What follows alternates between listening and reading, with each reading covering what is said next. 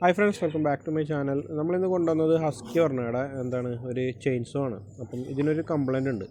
നമ്മളിത് യൂസ് ചെയ്യുന്ന സമയത്ത് ഓയിൽ നല്ലപോലെ ലീക്കായിട്ട് പുറത്തേക്ക് പോകുന്നു. അപ്പം കംപ്ലൈൻറ്റ് എന്താണെന്ന് വെച്ചാൽ നമ്മളെ ചെയിനിലേക്ക്, അതായത് ചെയിൻസോയുടെ ചെയിനിലേക്ക് പോകുന്ന ഓയിലിൻ്റെ ഒരു പാത്താണ് ഈ കാണുന്നത്.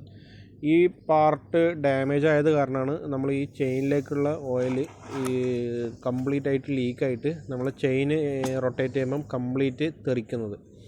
അപ്പം ഈ ഹസ്കി വർണ്ണയുടെ അങ്ങനെ കംപ്ലൈൻ്റ് ഒന്നും വരാത്തൊരു മോഡലാണിത്. ഇതിന് കാലപ്പഴക്കത്തിൻ്റെ പുറത്ത് വന്നൊരു പ്രശ്നമാണ്. അപ്പം ഈ കാണുന്നതാണ് നമ്മളെ ഓയിൽ കൊടുക്കുന്ന ഒരു പാർട്ട്.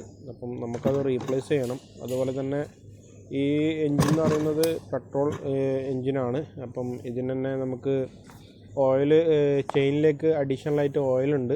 നമുക്ക് ചെയിനിൽ ലൂബ് ചെയ്യാൻ വേണ്ടിയിട്ടുള്ള ആ ഒരു പാർട്ടാണ് ഇപ്പം നമുക്ക് ഡാമേജ് ആയിട്ടുള്ളത്. അപ്പം നമ്മളത് ഓർഡർ ചെയ്തിട്ടുള്ളത്. ഇത് അവൈലബിൾ അല്ല പെട്ടെന്ന് കിട്ടാൻ.